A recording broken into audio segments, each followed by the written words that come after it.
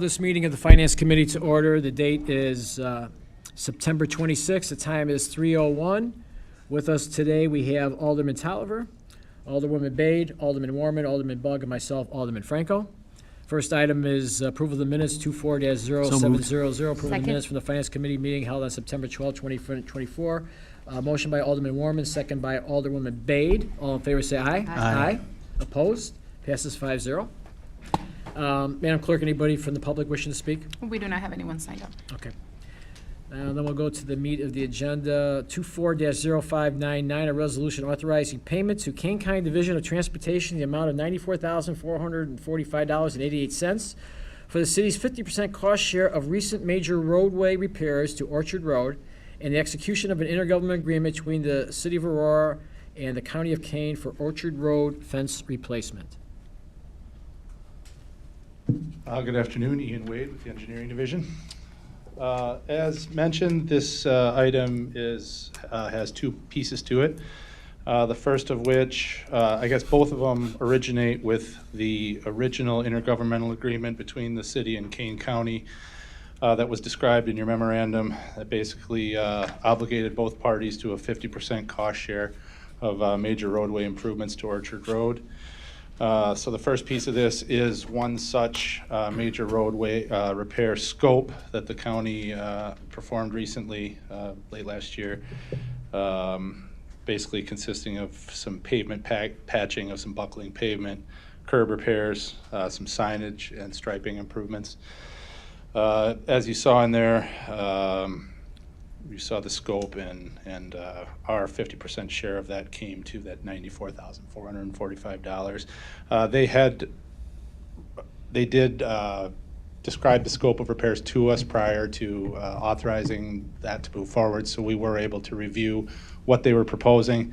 We also were able to review the bids that they obtained, so we were in on it and saw that everything appeared to be as good as it was going to be for us in that regard. So we're hoping to get approval to honor that original IGA and make that payment.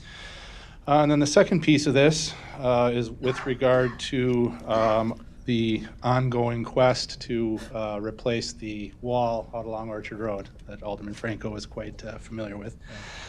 As again described in the memorandum, this has been about a decade in the making.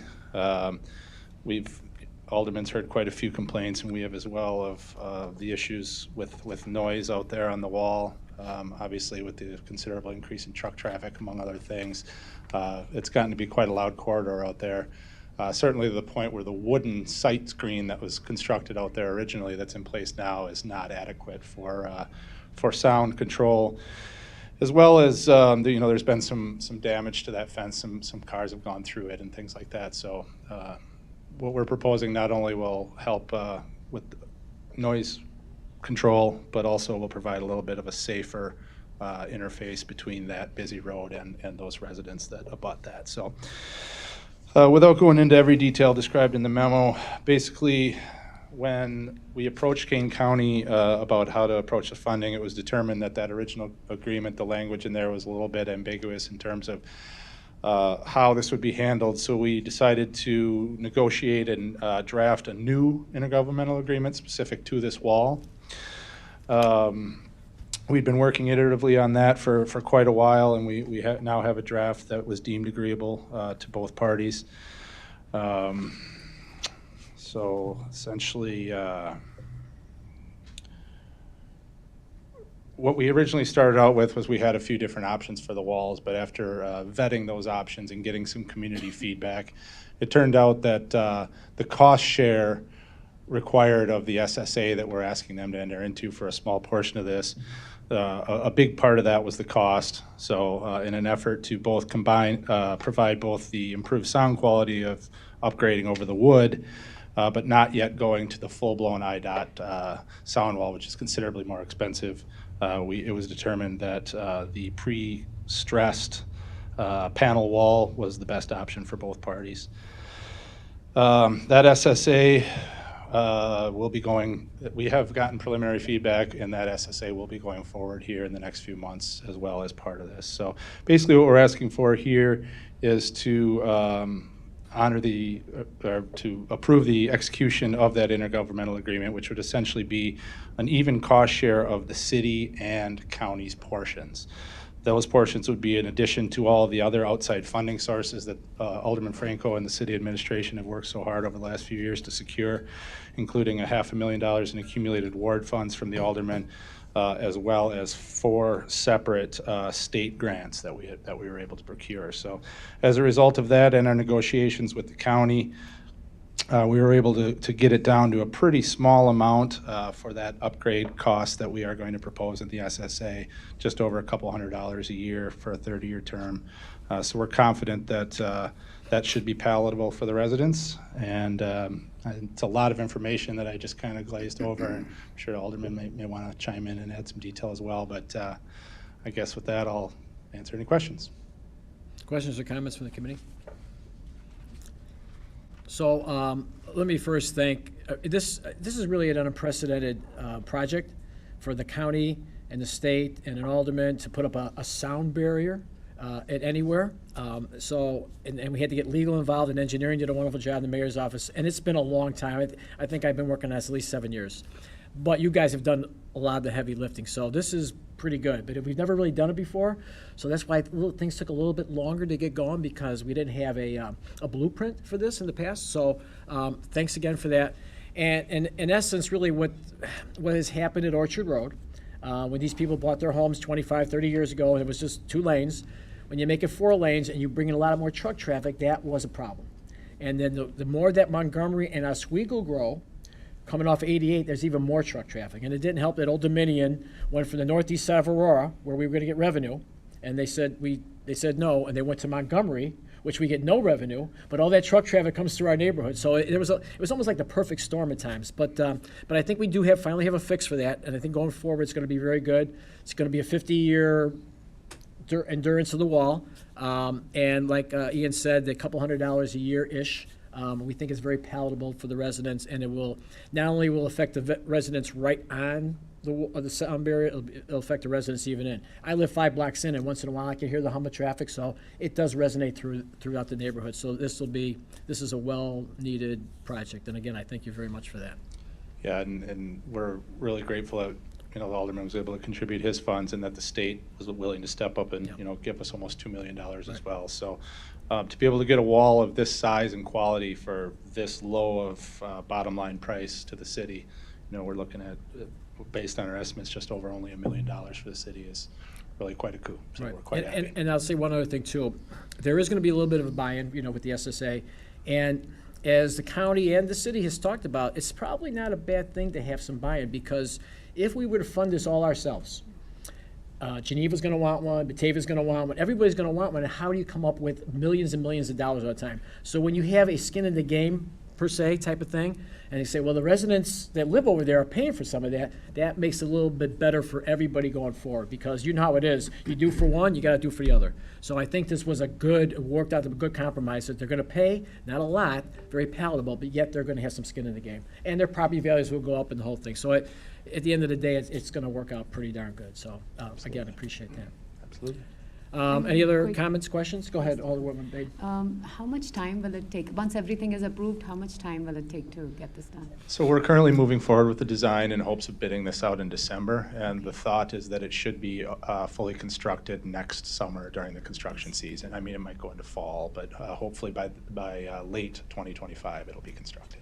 And any other city has this kind of wall? Not that we're aware of. This type of wall is in place in a few other areas. I know there's a stretch of it out on Highway 39, but most of what you see on the IDOT roads is a little bit different from this product. I don't know that there's any directly around here, but we have seen some examples. Okay. And if I could add on to that, because that's a pretty good question. So the decibel level readings between the fence now and what we're putting up, huge difference. The decibel level readings between what we're putting up and the $1 million more wall, very negligible. You probably couldn't even tell with the ear, just a human ear. So if you have to measure it for $1 million, yeah, that's $1 million we're not going to spend, because this should suffice, because you're talking about just a couple points in decibels. Yes. The state doesn't really recognize that, because they only do the metrics on the one. But we've done the metrics on both, and that's why we feel very comfortable with this going forward. And there is going to be a color to this as well, that we'll obviously go over that with the residents and everyone to decide what we want that to be. But it will be stamped on one side, so it will have a pattern and it will have a color as well. So it won't just be a concrete slabs or anything. It should look pretty good aesthetically as well. And maintenance-wise? Yeah, maintenance-wise, it'll be just like most concrete products, where we expect a 50 to 60-plus year life with minimal maintenance requirements. Another big part of the ongoing maintenance of the wall we had was we were spending anywhere from $8,000 to $10,000 a year in replacing individual planks in those walls. That'll no longer be an issue. So safety, aesthetics, longevity, it's really going to check all the boxes. Motion to approve. We have a motion to approve by Second. Alderman Bay, second by Alderman Warman. All in favor, say aye. Aye. Opposed? Passes 5-0. Thank you. Thank you. I'm pretty darn happy about that. Next one is 24-0684, resolution authorizing the Director of Purchasing to purchase a 60-month subscription for telephony services and equipment from Aya LLC, Morristown, New Jersey, for $775,748.40, plus a 3% contingency. Well, good afternoon, Chairman Franco, members of the committee. Jeff Anderson, Deputy CIO. Here today to talk to you about getting a new phone system, which includes new handsets and the new back-end voicemail, all of that, reducing some of the circuits we have. We're paying right now from AT&T. So I'll walk through a little presentation here. Hopefully this won't be too geeky or take too long here for you. So I'll try and keep it at a high level. Today's quick agenda. I won't read the whole thing here. We'll do some staff. We've got an executive summary here. We'll talk about some of the timing and need and why we're doing this now, why we didn't do this earlier, why now is the right time to do this. A little bit about what our current configuration is, what our current spend is, and then the proposed configuration with the Avaya Cloud Office solution, and then we'll talk about the savings that we get out of this. So today with us today, Marty Maloney's here. Marty, here. Wait, Marty, if you want. Marty's here for questions if you'd like. You can come up and talk if you'd like as well. He's worked with us throughout this. We've been working on this since probably, call it May, working through this solution here. He's been with Avaya now for many years. He's got 20 years of service in the government space, if you will, right? He's local. He's here, right? He'll be here with us, right, throughout this whole process. From a city of Aurora standpoint, the team that worked on this and really were the point on this were Tracy Van Hook and Tony Farrell. And Tracy's busy today. He's doing other things for us today. Tony Farrell's actually back here for any technical questions that anyone might want to ask about this as well. Quick executive summary. We use the current infrastructure we have is fixed and limited. We have 2 lines, I'll get into it a little bit more, that provide 24 concurrent calls maximum, each of those T1 lines. That's the maximum number of calls we can take at any one time. The current Cisco telephony infrastructure was introduced in 2014. Handsets, the back-end system we have, et cetera. You want to think about the cell phone you might have had in 2014 and the things that have advanced since then in the telephony industry, right? Right now, we're paying for third-party support for that system because it's no longer supported by Cisco. Some of that will be represented in here. It's a little expensive for us to pay for that at this point. We've been coming back here many times since I've been here to talk about merging the physical networks we've had. We had the police network, we had the rest of the city network. We've been merging those over time, moving those with help from Scientel and others to get us to a Fortinet-based city network and get us off of the expensive Cisco gear. That work began in 2022. That work is now completed. We're at the point where we can actually take this next step and go to a true voice over IP solution. Voice over IP solutions are an industry standard. They're cost effective, they're scalable, they're flexible for us.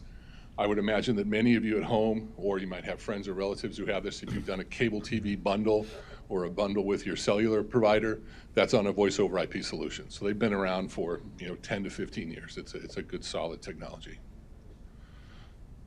So talk a little bit about what's in scope here today. In scope, inbound and outbound calls to and from city buildings. So a resident calls someone in a city building, or someone in a city building calls outbound to a resident or someone else. We're currently limited to 48 concurrent calls. On that, we have a T1 circuit here at City Hall. We have another one over at Fire Station 8. Each one of those can handle 24 concurrent calls at once. We're also talking a little bit about calls between city buildings. We currently send those outbound and run it across AT&T's Sonnet ring. which they're also retiring. We'll switch that and have all of that traffic run over our own network instead of going, leaving the network just to call another building within the city. Okay. Out of scope for today are the 4 items listed here. Now, we're not talking about anything for the 911 center, right? That's separate, dedicated lines for the PSAP. Anything for the Emergency Operations Center, which is plain old telephone system, or POTS lines as they call them. A lot of acronyms here today. Hopefully I'll name them a lot for you. This does not include the blue light phones that are over near the casino. Those are cellular. Okay? And it doesn't include any of the other POTS lines we have, like in elevators and other locations like that. So it's really the desk phones, the basic core of the operations for the city. And so why are we doing this now? AT&T is retiring the T1 and Sonic Technologies, and the way they're doing that is sort of hockey sticking the price on these to get us to get off of these. And so that's been happening. Sonnet actually retires at the end of the year here. And again, like I've talked earlier, the rebuilt city network can now support this and do the quality of service you need to get a quality voice circuit or voice conversation going in and out of the city buildings. The current configuration, like I said, 1 T1 at City Hall, 1 at Fire Station 8. A loss in one of those T1 lines reduces our number of concurrent calls to 24, which if you think about for a city our size, that seems like a pretty small number at times, right? We have no real ability to scale that based upon peak usage. If there's some sort of issue or concern and there's many folks calling in, they're gonna get busy signals. They're not gonna get connected. And COVID exposed the limitations of this fixed infrastructure, because when folks started working from home, we had employees working from home during that time frame. We would forward the inbound calls to City Hall to their home, or inbound calls to DSC, or wherever they were working, to their remote site. And if you think about that now, that's an inbound call on that line, on 1 T1 line, and outbound to their home. That call is now taking up 2 of those 48 lines we've talked about. So now in essence, you have 24 concurrent calls you can have during the time frame. Since COVID happened, we have lots of staff who are a lot more comfortable working remotely and out, et cetera, and we want to be able to allow someone to have it calls forwarded to their cell phone because they're on a job site. Maybe they're out doing an inspection somewhere. They're out remote without chewing up twice as many lines as we need to make that happen. So we'll talk a little bit about how that'll work going forward here with a voice over IP solution. I can stop there and see if that makes sense where we're at. Any questions on where we're at this point? Questions from the committee, comments? Okay, continue. Okay. So, as I said earlier, we've been back here several times with merging the networks. And just to put it out here on not really a timeline, but a list, back in 2019 and 2020, we consolidated email systems. We used to have 2 of them. We moved to Microsoft Office. In 2021, we launched Teams and SharePoint. And launching Teams at that point allows us to have meetings with others who have teams within the city and others who have teams outside of the city. Still can't make voice over IP calls, still can't use Teams as our primary call taker or maker, if you will. In 2022 to 2024, we've been coming back, like I said, physical network design and consolidation. We're now to the point now where we have everything on a Fortinet network. We're switching the last few remaining buildings over, before the end of the year here. So we're here now to be able to deploy this voice over IP solution. So I'll jump to our current spend. A lot of the spend comes out of circuits with AT&T and the cost of the Cisco spend. So Cisco equipment is very expensive for those of you who've done that before. So if I look at what we're paying Sentinel right now is the $317. That's our cost for supporting the existing Cisco equipment that is not currently supported by Cisco. And then we've got the $269,000 annually for the circuits for the 2 T1s I talked about and the Sonnet ring. So those would go away in this solution. We would end up using our existing dedicated internet circuits for phone calls at this point. So that's the current spend there at about $600,000. Our proposed configuration is to utilize the Avaya Cloud Office. All inbound and outbound calls will be sent using existing internet connection points, of which we have multiple internet egress points throughout the city. One at City Hall, one at APD, one at Fire Station 8, I believe there's one at Water Production. We'll have a lot more redundancy on calls. And the calls will be routed to the Avaya Cloud through available internet connections that I described there. and then calls between city buildings will stay entirely within our network now. They won't leave the network and go out over the AT&T circuits. So It's happening at every Got a good level of video. government. Public sector agencies are seeing big changes in how they need to communicate. More employees working remotely, more constituent services going virtual, and more demands to be responsive under chaotic circumstances. Especially after seeing how quickly things changed during the pandemic, many are recognizing that the flexibility to implement these and other changes means moving to the cloud. But not just any cloud. It has to be a cloud designed with the features, performance, and reliability today's public agencies demand. That's what you get with Avaya Cloud Office. It's designed for the way government needs to work today and has to work tomorrow, bringing together the tools you need for staying on top of calls, meetings, messages, and more. Collaborate from anywhere. Share files, coordinate tasks, deliver results. Avaya Cloud Office takes today's siloed communication pathways and replaces them with fully integrated voice and digital channels. Move from a message to a video call to a meeting. Organize a complete contact center for handling any kind of interaction. Skip the download. Everything is accessible via a secure browser. It's all-inclusive with the network, the calling plan, the apps, as well as devices, all delivered at a single, predictable monthly rate, including security. Avaya Cloud Office has all the leading certifications. Ready to give your employees and your constituents the communications experiences they expect? Then you're ready for Avaya Cloud Office.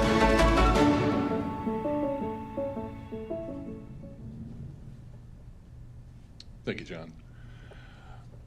And the Avaya Cloud Office provides just a wide array of functions and features, of which we may use, may not use all of them. But the ones that stood out there to me were the gentlemen who were on the bridge. There were a couple others who had a crash scene or whatever. Imagine if that's the city employees now. They've got their cell phone with them, right? But people are calling their office still. And so the current solution is, right, I've got to go back to my office and dial into my voicemail and get it. And you guys have lived that too as aldermen, right? And now you'll have the ability, if you choose, right, to have that voicemail or those calls delivered to where you are at, have that follow you, right? So now you're out in the field, you've logged in, you didn't have to have IT do it. You've said, today I'm going to be remote, and I want my calls to follow me on my cell phone. You can go and go do that and continue about your day, and decide there on the job site whether you want to take that call or not. If that makes sense. Mm-hmm. Okay. Alderwoman Bay, go ahead. Thank you, John. So how is it different from forwarding? From forwarding? Yeah. So our system now, the way the forwarding actually works, if you want to have it ring your cell phone, it's a ticket to IT, and they have to configure the Cisco system to do that. Okay, and then it takes up 2 lines, each one of those calls, because it's the call coming in to the phone system here that's ringing at your desk, right? And we're now forwarding that back out to your cell phone. So that's an inbound and an outbound T1 circuit we would use for that. As opposed to with this new service, the person can opt yes, for the it person can do that automatically. themselves. Correct. Whenever they're working remote or Correct. At site, they can just switch. That's it. correct. And through the Avaya Cloud, then it knows then how to route the call to you, whether you've told it you're at your desk or whether you're on your cell phone, or you're at a remote office. Does that make sense? Okay. Any other questions on that or the video? I think we're good. Okay. So some of the advantages here, it's the team went out. We looked at solutions from Fortinet and AT&T and the Avaya solution here. It was the lowest cost for us to modernize. It saves us significant dollars over 3 years. We actually have a 5-year contract in front of you. I need to upgrade the slide here, update the slide here. But it provides the flexibility and scalability that we need. So what you end up buying with the Avaya solution or others, you pay on a call path type of solution, right? And it's the number of call paths are burstable. So if you happen to have 108 calls at 2 o'clock in the afternoon because there's some emergency, they all can be delivered, right? As opposed to, again, our limit of 4, right? So it's a burstable solution. It also integrates with the employee desktop in the Microsoft Office we've already deployed. So if somebody wants to initiate that call direct from Teams, they can do that. They want to use their laptop as a phone and not carry a cell phone potentially, or just not have a desk phone is probably the better example. They can do that. And I think the CIO and the deputy CIO will probably be the first two that'll sign up for having a laptop as a phone, and there'll probably be others who will do that too. So for a solution comparison here, the bar on the left here is what we're currently paying between circuits in blue, and then just the operational cost to run the Cisco equipment. If we were to upgrade the Cisco equipment and continue to use Sentinel, that's the gray box in the very middle chart. So that would keep us at $800,000 a year. And the solution on the right there with the Avaya costs at 150, it's actually 155,000. I apologize for the graph there. Our annual costs would be around 242, excuse me. Okay. We're still going to pay for data circuits, right? There's still going to be other costs, but it's significantly less, much more flexible, get us out of the expensive fixed cost AT&T or AT&T based solutions. So this is now over 3 years, even if we decided not to. This is the difference here is if we decided not to upgrade the Cisco solution and just stay where we're at entirely, the cost savings gets even more significant. Okay. So I'll stop there for questions. Comments or questions from the committee? Alderman Bade? So I did see that people were doing video conferencing on the phone. Yes. And so will it be available for? Yeah, and we can actually, for savvy users now that have kind of figured it out or that we've helped, they can do a Teams call only on that, right? We'll probably still direct folks to use Microsoft Teams because that's what we have deployed and that's what we know. But the issue we have with Teams right now is you cannot initiate or participate in an external call. Mm-hmm. If you're on Teams and I'm on Teams, I can call you. I can't call you if you're not on Teams, right now the way it works, right? And so most conference bridges you're probably used to, there's either a Teams or a Zoom link, and then there's an 800 number that you can dial in, right? We don't have a number, right? Because our system isn't set up to work in that space yet. The Cisco doesn't know about all of the video conferencing, if you will. So there's no tie-in with the dial-in number at this point. So that'll all be brought together in one solution. Okay. So my comment would be, how do we not do this? I mean, the cost savings just seems incredible. So with the benefits and the cost, it would be irresponsible of us not to basically go forward with this, I would think. Yeah. From a financial standpoint, I would hardly agree. There will be a learning curve. Sure. Right. There will be a learning curve with folks, and that does keep some folks from moving. But that's not really what we've done throughout the years I've been here and the years Mike has been here as CIO. It's get to those things that really make sense for folks and train them and teach them how to use it. I think that again, if we take the folks who are in quasi-mobile positions that are having to move around, like I said, I'll be one of the ones who will right away, I won't need a desktop phone anymore. Right. And I think when folks see that and see what that means, that I can control my phone really from my computer, be a huge advantage. Sure. But there will be a learning curve. Sure. Yeah. Well, in this day and age, every couple of years you're learning something new because technology changes so fast and so much for the better that this is where we're at. That's the way it's going to be. Right. So good. Anything else for the committee? Hearing Motion that, to approve. we have a motion to approve by Alderman Bay. We have a second by Alderman Warman. All in favor, say aye. Aye. Opposed? Passes 5-0. Thank you. Thank you. Next item is 24-0718, a resolution authorizing the city to accept a grant of $600,000 from the Illinois Department of Natural Resources for year 2024 Open Space Lands Acquisition and Development Grant Program for improvements to Garfield Park. Good afternoon, Gio Santana, Superintendent of Parks and Recreation. The item before you is very similar to the one that we presented about a year ago, seeking authorization to apply for the grant. We were successful in receiving the grant, so now we are seeking authorization to accept the grant. That's pretty simple. That's some good stuff. Motion to approve. Kudos to you. Hearing no questions or comments? Motion to, no. I'm sorry, Alderman Buck, go ahead. I don't want to get too far off, but Oslod, of course, we have it's a great grant program. We've applied many times. Are there other parks we're possibly looking at? We have looked at other parks, but right now we're concentrated on Garfield Park. Okay. Any other questions or comments? Hearing none, do we have a motion? Motion to approve. Got a motion by Alderwoman Bay, second by Alderman Warman. All in favor, say aye. Aye. Opposed? Passes 5-0. Thank you. Thank you.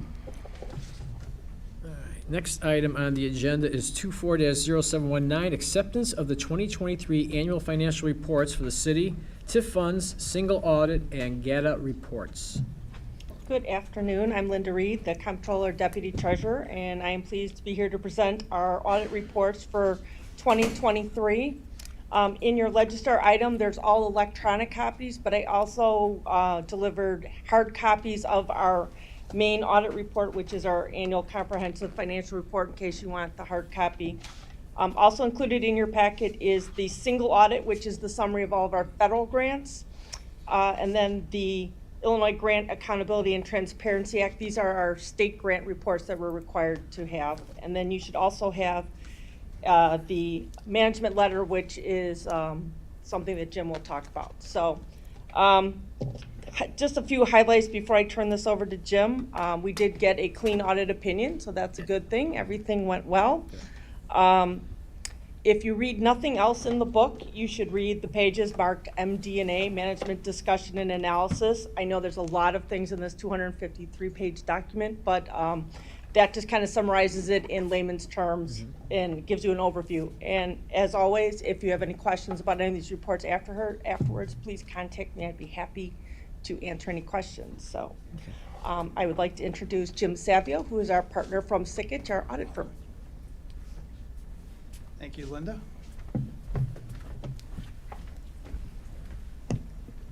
Thanks everyone for your time tonight. Really do appreciate it. Want to thank Chris, Linda, too, and the entire staff for all of their assistance throughout the audit process.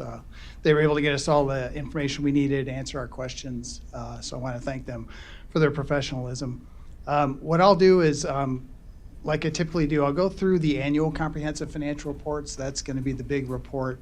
I'll spend some time on just going through the table of contents because, like Linda said, it's about 250 pages, so there's a ton of stuff in there. Give you a high-level overview of what's in it. Then I'll talk about the independent auditors report, what we call our yellow book opinion, which is a report we have to give because you're required to have a single audit. Then I'll talk about the MD&A, the general fund balance sheet and income statement, and then the funded status of the pensions, and then move on to the auditor's communication to the finance committee. Then after that, be happy to answer any questions that you might have. And like Linda said, if you have questions afterwards, feel free to reach out to Linda. She can get in contact with us. We'd be more than happy to answer any questions. So I'll start, like I said, with the annual comprehensive financial report and with the table of contents. You'll see there's three main sections in the table of contents: the introductory section, financial section, and the statistical section. I'll note in the Certificate of Achievement for Excellence in Financial Reporting, that's in the introductory section. And that is last year was the 25th year that you received the certificate. So I want to congratulate the city on that accomplishment. After that is the financial section. This is the main section of the report. Like I said, the independent auditor's report starts it off. Then that second report, that's what I refer to as the yellow book opinion or yellow book report. I'll talk about that briefly. Management discussion and analysis follows after that. And then we get into the basic financial statements. I'll point out the basic financial statements are what we give an opinion on. When I go through the independent auditor's report, I'll kind of explain the procedures we do on the other sections of the report. So you have the government-wide financial statements. These are consolidated financial statements. That's on pages 7 through 10.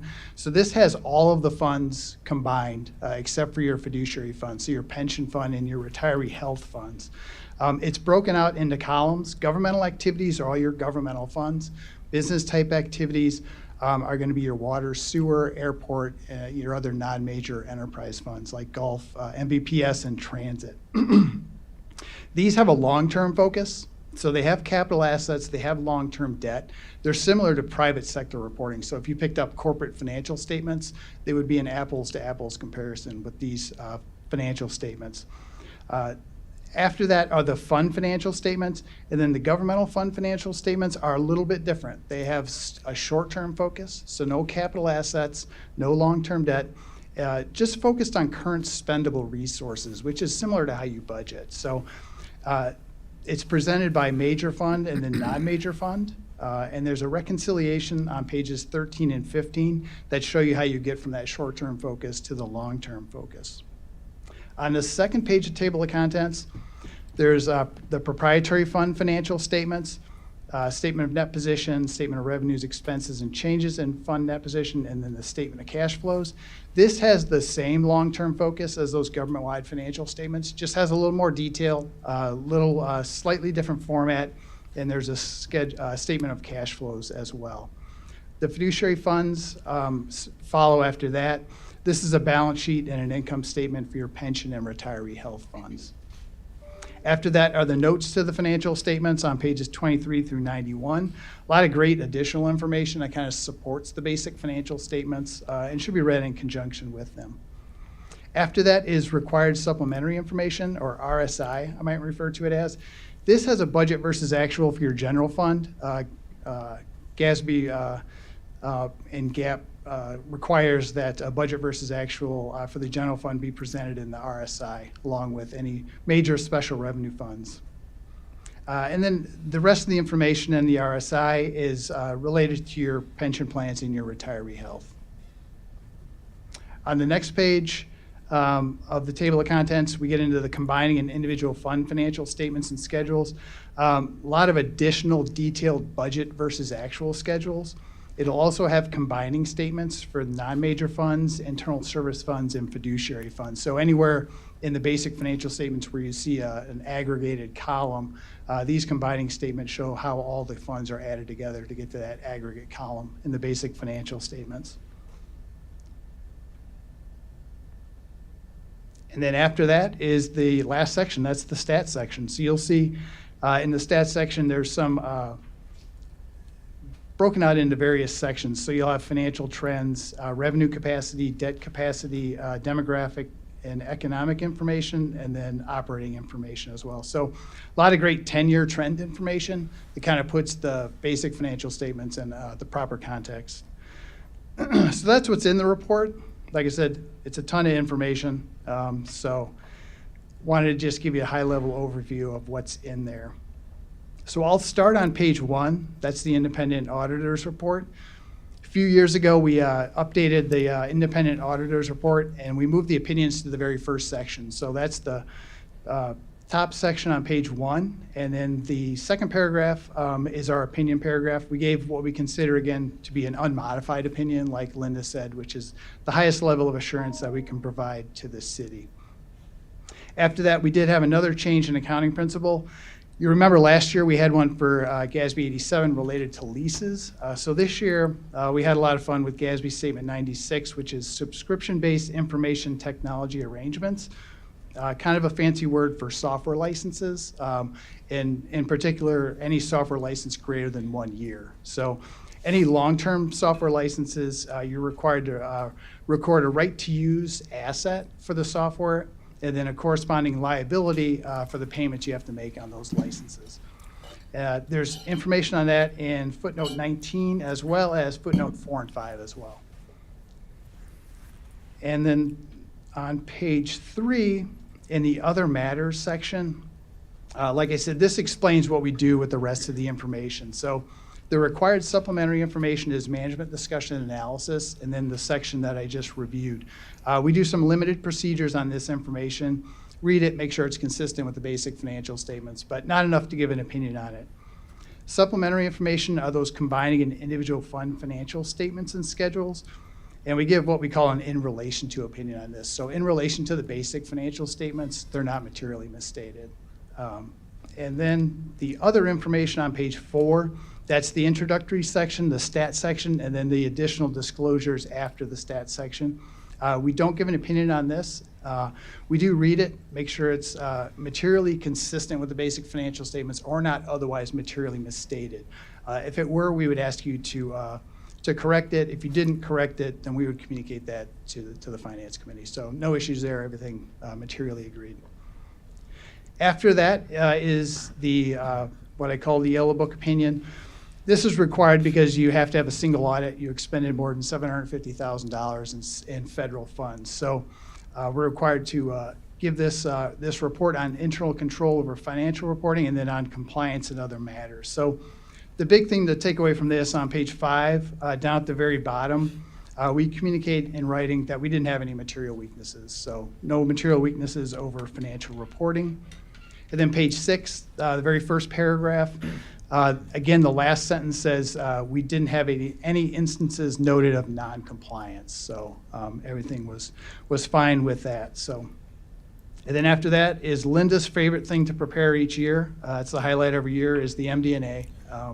So it is a great overview, like Linda said, of the financial position and financial position of the city. Highlight any significant change or trends that might be occurring. And it does have some 2-year comparative data. So encourage you to read this if you read one thing in the entire report.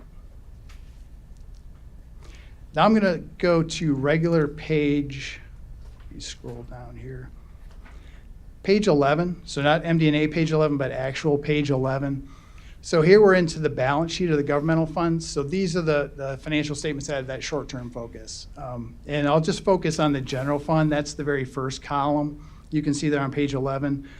And I'll go down to page 12, the fund balance. This would be your retained earnings if it were a corporate financial statements. And you'll see the unassigned balance down at the bottom is about $21 million. That is about 10% of current year expenditures. If you take the entire unrestricted amount, so that would be assigned and unassigned amounts, it's about 12% of current year expenditures. So that's in accordance with your fund balance policy, which is on page 33. And then on page 14 is the income statement for governmental funds. It's the statement of revenues, expenditures, and changes in fund balance. And again, the general fund I'll focus on. You'll see about halfway down, the excess of revenues over expenditures was about $30.4 million. Last year, it was about $27 million. And then after that, our other financing sources and uses mainly transfers out of $35 million. So after those transfers out to other funds, the net change in fund balance was a reduction of about $2.3 million. Last year, it was a net increase of about $5.5 million. And then the last thing I'll talk about is going to be in that RSI, and I'll just go over real quickly just the funded status of the pension funds, the Illinois Municipal Retirement Fund, Police Pension Fund, and then Fire Pension Fund. And that's on page 97. So this is the schedule of changes in the employer's net pension liability and related ratios. And like I said, this basically tells you what your funded status is for your funds. So the total pension liability is up at the top. The actuary determines that at IMRF or for your police and fire pension funds. The planned fiduciary net position, it follows after that. That's the assets that you set aside in trust to pay for those liabilities. And then the difference between the two is an asset or a liability. And you can see we include year prior information for Illinois Municipal Retirement Fund just due to timing of when IMRF releases their report for 2023. So you are a year behind. 2022 was an awful investment year. So you can see they lost about $40 million. A lot of that was recovered in 2023, but it did create a net pension liability of about $40 million. The funded ratio is on the next page, on page 98. So you're still 87% funded even after a terrible investment year. So, and that rebounded a lot too as well. So IMRF is well funded. Same information then on page 99 for the Police Pension Fund. And you'll see we have current year information for this. So you have 12/31/23 information here.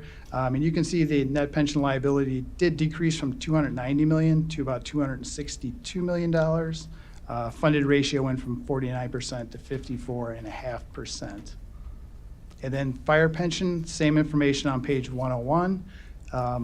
You'll see that also, the net pension liability decreased from about 219 million to about 189 million. Funded ratio went from about 49 to about 55.5%. So that is all I have for the annual comprehensive financial report.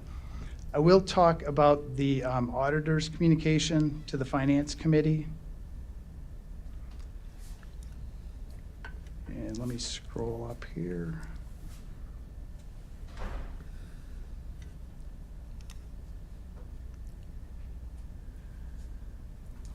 I'll start again on the table of contents. So every year I tell you there's some required communication that we have to have with you each year. That's required by auditing standards. That's on pages 2 through 4. Fairly routine communication there. Well, we communicated we did implement GASB 96. We didn't have any disagreements with management. We had a little bit of a delay getting some of the GASB 96 information, which we communicate to you there, but otherwise fairly routine communication on pages 2 through 4. Now after that, we have to communicate any audit adjusting journal entries we found. So these are adjustments we found as part of the audit process. We had 23, and that's on pages 5 through 11. And then we have what we call past adjustments. These are adjustments that were deemed to be immaterial to the financial statements as a whole, but above a certain floor, we have to communicate that to the committee. So we do have that on pages 12 and 13, those 2 entries. And then, like I said, we didn't have any material weaknesses. We didn't have any significant deficiencies. We did have a few deficiencies, 2 new ones, and you can see those on page 16. The first one related to subscription-based information technology arrangements, and similar to GASB 87 last year, we did have some corrections when we went and reviewed the information. So pointed out some differences in the terms as well as required payments. So we noted that as a deficiency, and you can see management's response there. And then capital assets, there was some CIP that wasn't reclassed to a capital asset in prior years, so that was one of the past adjustments that we noted. So that was another comment we had. So we only had 2 new deficiencies. After that, our future accounting pronouncements that we explain. And then the status of the prior year comments starts on page 20. And you can see the status of those as well as management's response to those comments. So with that, I would be happy to answer any questions. I will also just point out, like Linda said, we issued a 1-page management letter that basically states in writing again that there were no material weaknesses. We issued a single audit report. Like I said, you expended more than $750,000 in federal funds. So that report is there. Again, an unmodified opinion on compliance with major programs. And then the Illinois Grant Accountability and Transparency Act, you have to complete a consolidated year-end financial report. And if you expend more than $300,000 in state and federal funds, we have to give another in relation to opinion on it. So we gave a unmodified in relation to opinion on that report as well. So be happy to answer any questions on any of those reports at all. Questions or comments from the committee? You mentioned that, I think it was the police pension fund is 87% funded. Was it the police pension fund? IMRF. IMRF. Yeah. If I misspoke, I meant I meant IMRF. So I guess always my question is, when we have percentage of the funds funded by whatever it is, how are we looking with that? I mean, I'm always concerned about the pension funds and how we're doing, maybe even comparable to other cities, which you don't have to mention if you do them, but I mean, how do we rate, I guess, with all that stuff, in your opinion? Yeah, IMRF, it's a multiple employer, agent multiple employer plan. So it's basically a bunch of plans consolidated, but you each have your individual little bucket that you have. So you're pretty similar with everyone else when it comes to that funded ratio. It does fluctuate. Not everyone's funded rate is the same, but you're kind of in the same ballpark with everyone else. Police and fire are probably right around the average for a downstate police and fire pension fund, around 55% funded. I would say typically it's been around like 50% funding. So it is lower than IMRF, but you're probably like on the benchmark. You're probably at about average. It is trending up a little bit. So that's a good sign. And you are, the actuary determines funding, so when he determines what you fund each year, he's assuming, I think it was 90% funded by 2040 or something like that. Right. So, yeah. Projections. Yep, Okay. yep. All right. Any other questions right now? Okay, I think we're good with that. Great. Okay. All right. Thank you again for your time. Thank you very much, appreciate that. Yes, Mr. Minnick, go ahead. Yes, Chris Minnick. And I would just like to thank Linda and her staff. Many of her staff are behind me in the audience. If they could stand up, please, and just be recognized on a job well done. The audit is kind of our report card, Yes. and I'd like to personally thank them all.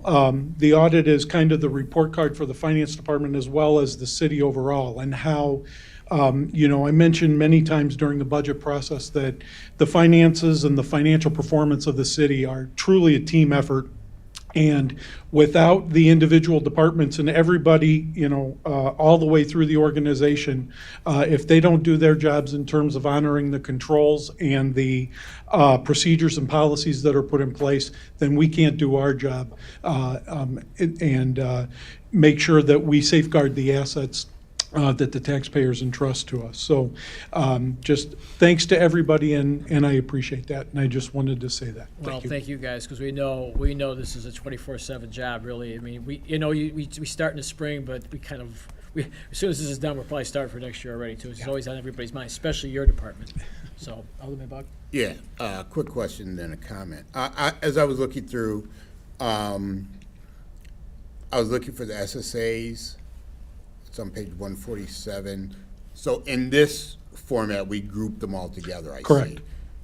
I'll go back to the budget and get what I want or need. Or but, if there's a specific one you need, we can provide that out of the monthly reports. We can dig that up for you if you let me know Right, sure. what one it is. We'll make sure we Okay. get it to you. My comment is, number of us just came back from our Illinois Municipal League Conference, and we sit in those sessions.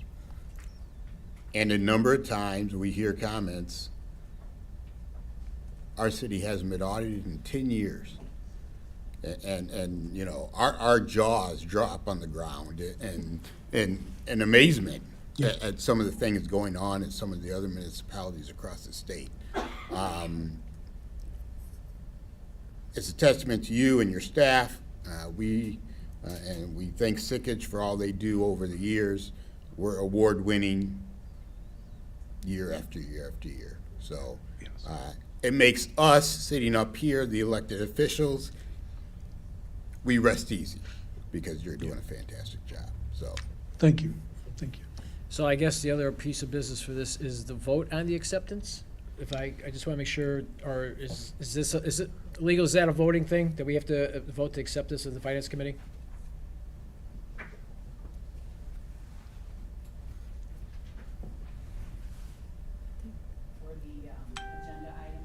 Yeah, so this is an acceptance of the audit report. Is that a voting item for us? Okay, good. All right. Without any further questions or comments, do we have a motion to accept the Motion. audit report? We have a motion by Alderman Bug, second by Second. Alderwoman Bate. All in favor, say aye. Aye. Aye. Thank you Opposed? very much. Passes 5-0. Thank you all. All right. Then let's go to one other item that came out of the city council meeting that we need to discuss our compensation going forward.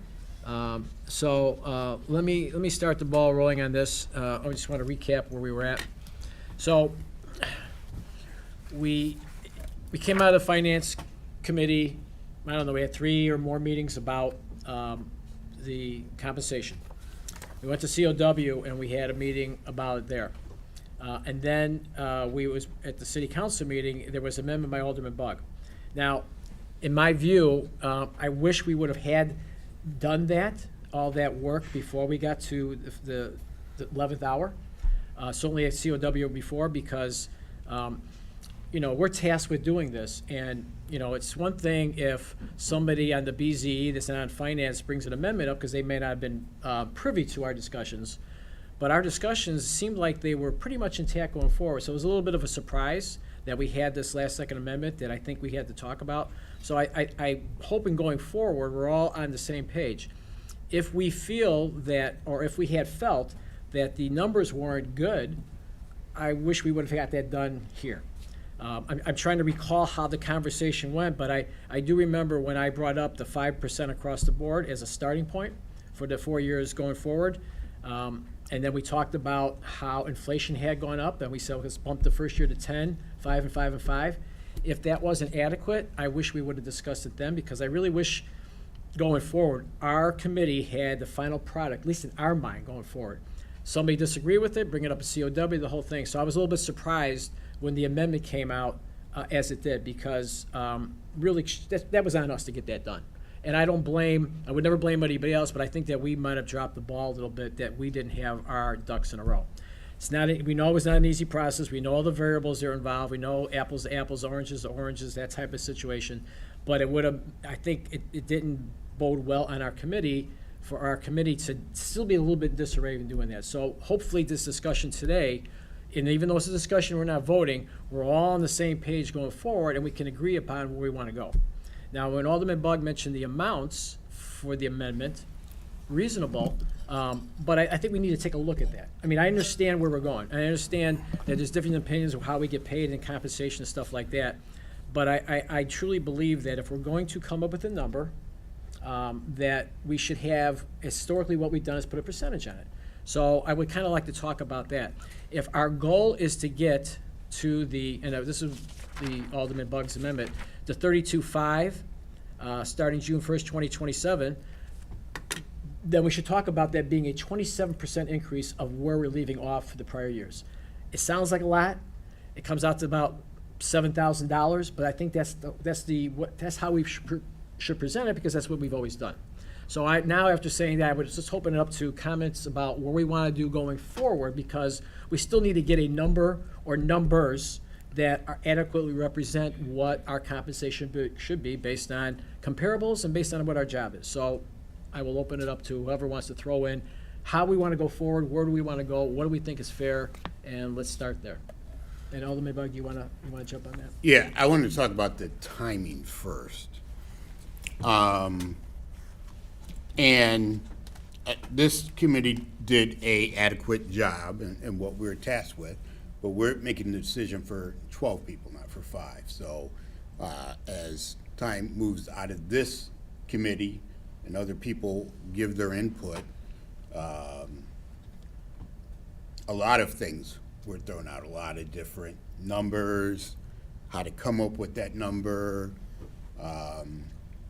One alderman talked about there are only 2 bodies in the state of Illinois who have a budget, Chicago and Aurora, for their aldermen. So that we should take a percentage of possibly what Chicago has. So people are doing a lot of different thinking on this, and so a lot of things went into the discussion with all 12 people. On the timing, which is a very important matter, and that's, I made sure the attorney was here. I'm going to give this to her.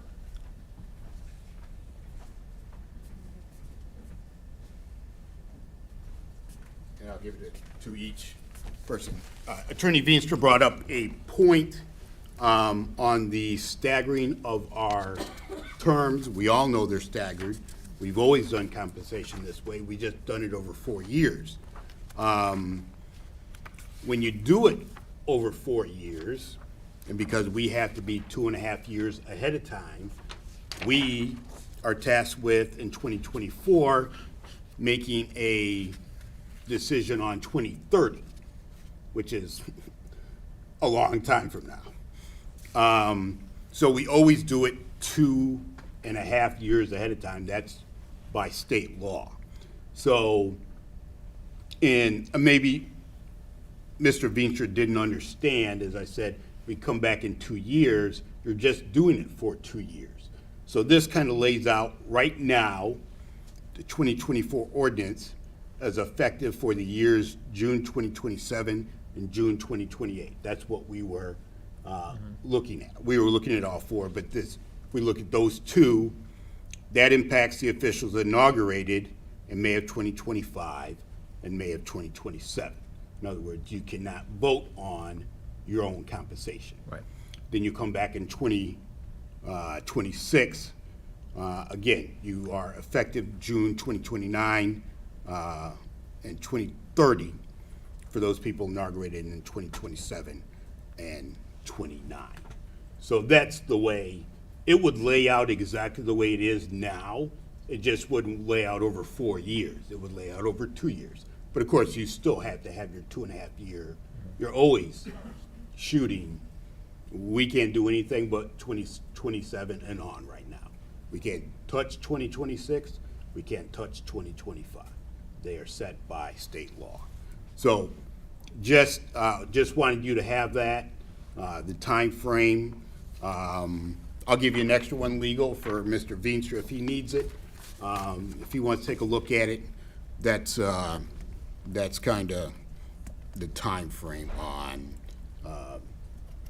like I said, just trying to decide something for 6 years from now. No one knew COVID was going to happen. No one. So, fingers crossed, knock on wood, we don't have anything like that in our lifetime again. But things happen. Interest rates and all those crazy things. So if we're looking at something more in the near future instead of the far future, you have a better handle on. Even in our analysis right now, and it's because of our state law. Other states don't have the same state law that we do. But even now, it's hard for us to compare because we're shooting at 2027, but you're getting the figure for 2024 and 2025. So you're trying to figure out, okay, and cost of living for those years that in between that's already set and all those things. It just makes it difficult. So, and makes it, nearly impossible to gauge 2030 right now.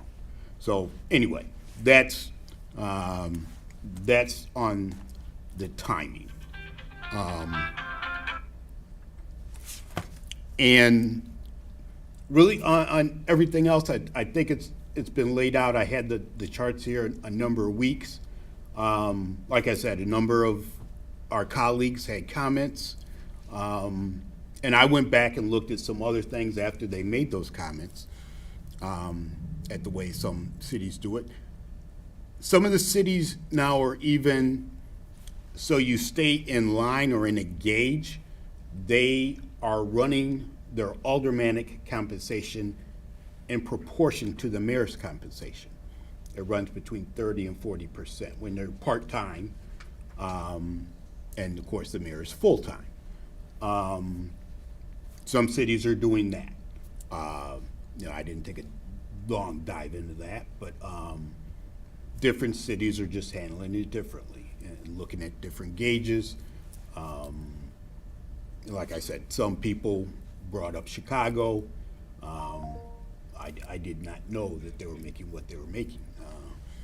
So that was news to me. So, yeah, talked about a percentage of what a Chicago alderman, our population of what we cover, and I think you started talking about that, Alderman Franco. I believe they cover 50,000, we cover 20,000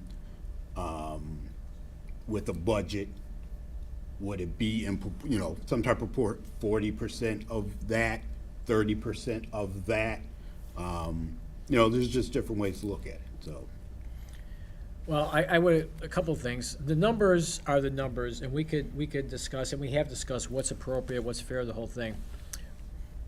My concern is that if we had 2 months of meetings, where were the comments that before the Finance Committee made their final recommendation, so we could have discussed what the other aldermen were doing, or wanted to do before we got to the 11th hour?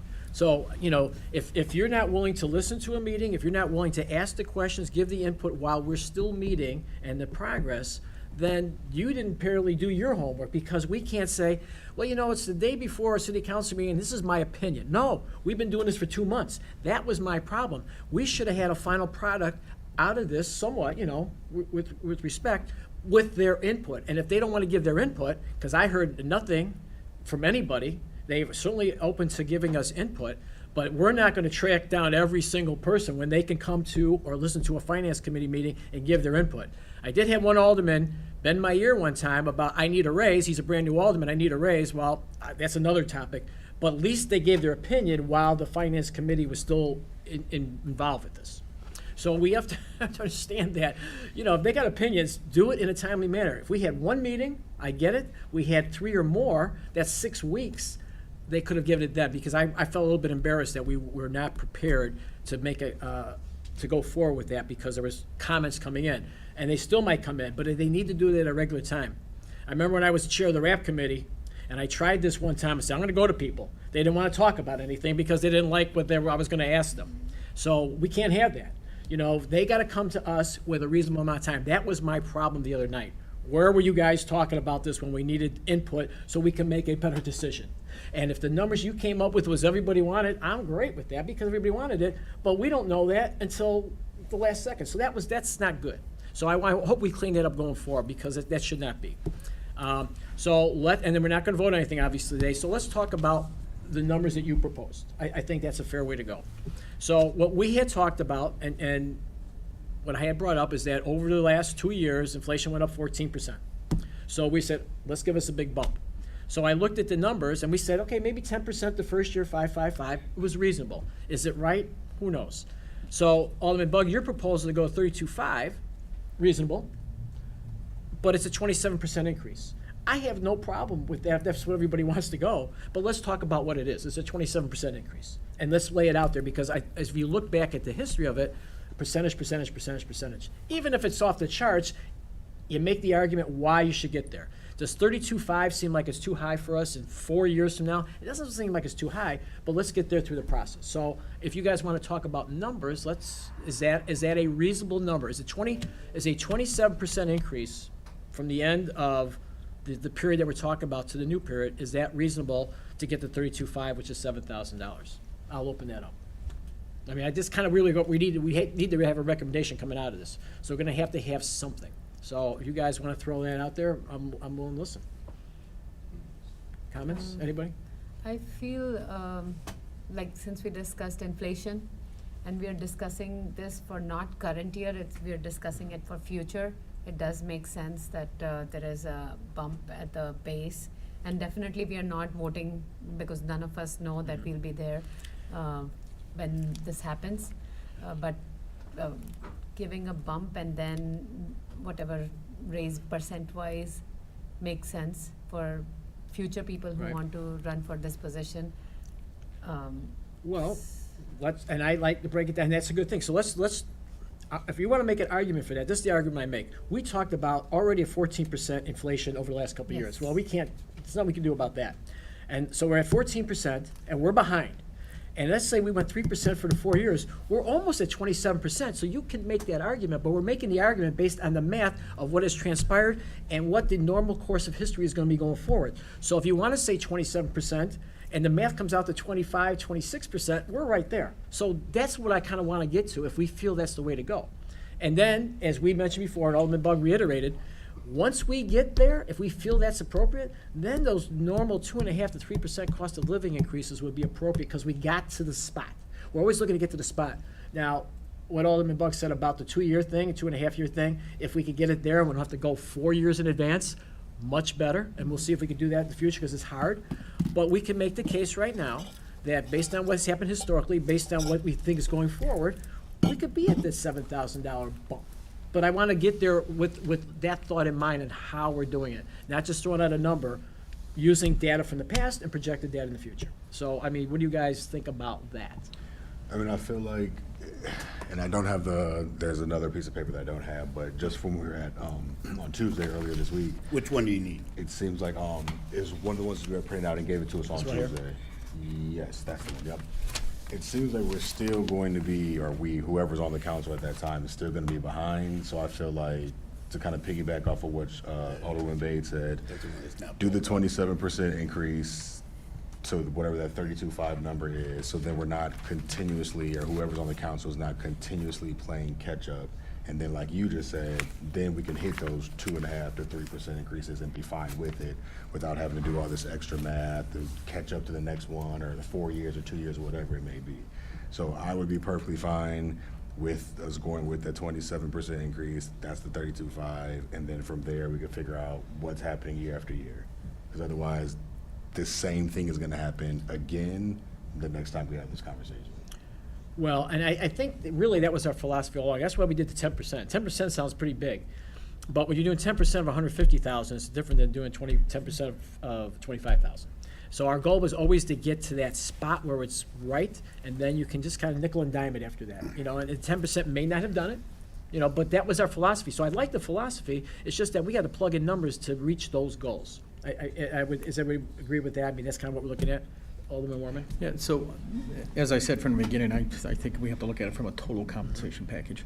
So, I took the time and reached out to Akron, Ohio, and spoke with somebody over there, and they were very friendly, very forward with what they provided their council members with. They get 0 per diem for meetings, and they get 0 discounted benefits. So, meaning that I think we pay $800 a year for benefits if you have a family of 4. They were paying the regular, whatever that is. She didn't know what it was off the top of her head, but I know here.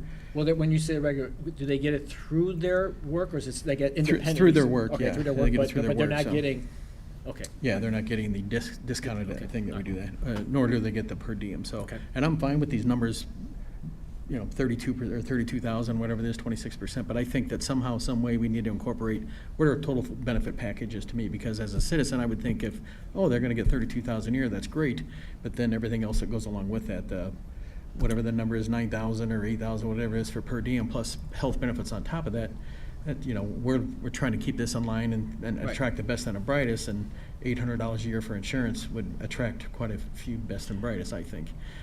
So I just think that if there's some way somehow to incorporate that entire thing and say, I mean, you know, full disclosure, or whatever you want to call it, that, okay, this is our new salary, but that also includes this to go along with it, because I think a lot of people don't realize the other benefits that come along with this job, so. Well, and I got a call in right now, waiting for a return call from Toledo, Ohio, and Fort Wayne, Indiana, from particular aldermen, because that's the only way we're gonna get it. I mean, you're gonna really get it. You know, but, I had mentioned, I actually reversed course on my philosophy now. I had always thought, you want to get the best? We better make this attractive to them. But what I found is that we're kind of maybe where we should be, maybe a little bit low. Are we not attracting the best right now? Are we not the best sitting up here? I mean, you got to think about like that. Like, what are we, some kind of knuckleheads that we're up here and doing this for nothing? No, we're public service. So, I mean, but really, but think about it. If we're trying to attract the best and the brightest, what does it say about us? So that's one thing. You know, at the end of the day, it's still public service. So you have to remember that too. So we're not doing this for the money and the whole thing. And I will tell you right now, I know I've run against people. The only reason they were running because of the insurance. So that is a thing. So, you know, it's hard to package this to be perfect. You know, but I think these are things we need to take in consideration, because I truly believe that the aldermen that we've had over the last, since I've been in Aurora, they're pretty darn good, even if their salaries were very average. So we are attracting pretty good ones. I just don't want to attract bad ones because it's so good. You know, so there's that. That's a double-edged sword there. So we have to think about that too. So coming out of this meeting today, I would like to kind of have an idea, if these numbers are good, if we feel these are our ballpark, let's go forward with this and explain at the committee of the whole meeting everything we talked about today and why we got here. Because I think that once we explain it, you know, it's really good. We know where we're at. We know why we're making decisions, but everybody else needs to know too. And I would say that if anybody's got any questions going forward, they're not here, tell them too bad, come to the meeting, listen to the meeting, you know, ask us questions in advance, not at the last second. Because if you're collecting information last second from these guys, that's too late. So we need to get that done. And now we are under the gun a little bit, because we got to get this done by the end of October. Okay, well, I'll ask this, because like I said, you're doing this research, you're getting numbers. Yep. Future back. Our Akron number was from 2 years ago. So my number 30, I think it was 34.7. What are they making in 2024 and 2025 if you spoke to them? I didn't write down what they were saying. I think you actually had it written down on, was it 40 or whatever? For Akron, yeah. Yeah, 44, so I think it was in the 40s. I remember you saying that. It was in the 40s. Okay. Yeah. Well, That was a back projection. Right. It's always a back. but if you want to look at projection. Okay, our compensation, let's just say we're 32.5. Throw an extra 8,000-ish because of the meetings. Now we're at 40-ish. Throw on, what do we get for health insurance? Probably it's probably got to be worth $15,000 a year if you go to the private market to what we're getting. Now we're at But we 55. don't I all mean, have compensation, huh? health insurance through here, because I don't take this health Yeah. insurance. Right. So that is- Well, Yeah, but- that's- and I don't There's too either, right? many I don't either. variables. But Right. the point is, though, That- it's that's the only available. thing, yeah. Right, it's available. It's available, but, I mean, there's so many variables. If you have a spouse and they have Yeah. insurance, and then you just take this as secondary, so that's why it's called a benefit. Yeah. Right. It's not your compensation. Yeah, your point, and I brought it up before, and believe me, I can't jump into their head, but there is a city, a sizable city, and their compensation was zero, and then they moved it to $600. So, Oh, yeah.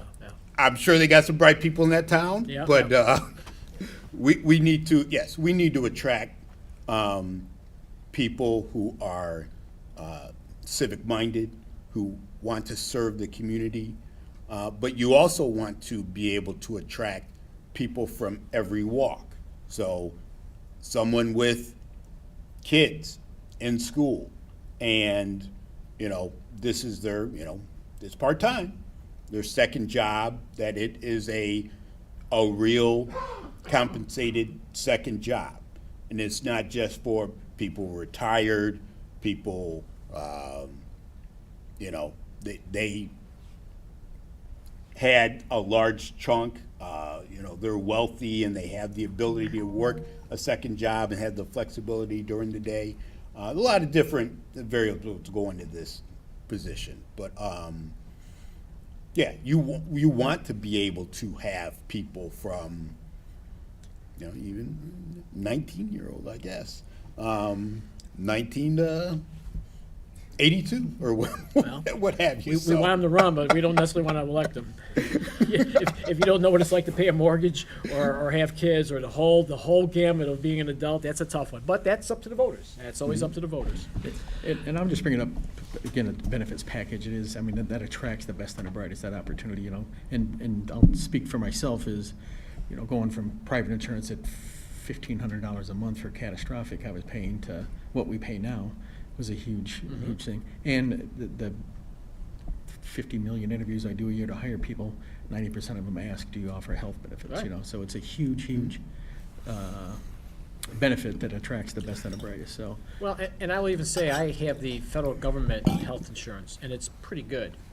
This is so much cheaper.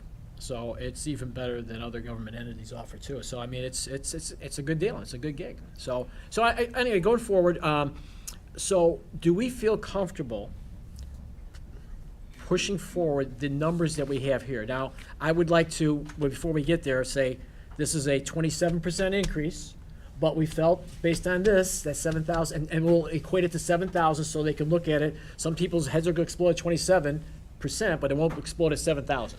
And So also we'll why we are doing this, because we didn't have anything revised because of COVID and all those reasons. Well, right, too. and well, the other thing is And too, we we're were always trying to falling catch up. behind. We're always catching up, and we felt we were kind of catching up, but maybe we never did. So we always try to, and now like, you know what? We're not gonna nickel and dime it. Let's catch up, and then we're done. And that's So kind of this where is I a- think we're gonna go. We Second tried, and largest then, Right, we and then we had to do always try. zero. Yeah, We had to do zero Right, for we COVID. did, right, so, So- all right, so I don't wanna belabor this. Do we feel that these numbers, and I'll present them as COW, we feel these numbers are appropriate going forward? And I will talk about what we talked about. Go ahead. Maybe with the numbers and everything, we can send email to all the other council members and then say if they have questions, they can email to you. Sure, or the absolutely. committee and Yeah. at Rich least- can. Yeah, Rich can, Yes. and like just the chair, and they can Yeah, right. get in touch. So at least they get time to review before Cow and. Yeah, absolutely. So shame on them. If we send an email out and 2 weeks from now we go to city council meeting and says, yeah, I got an amendment. No, we're done. You know, you had your chance. Because we can't, first of all, we can't wait much longer anyway. We're getting to a time crunch here, so we got to get that done. All right, I feel pretty good with that then. Everybody else feel comfortable moving it forward in that direction without a vote? Okay, good. All right.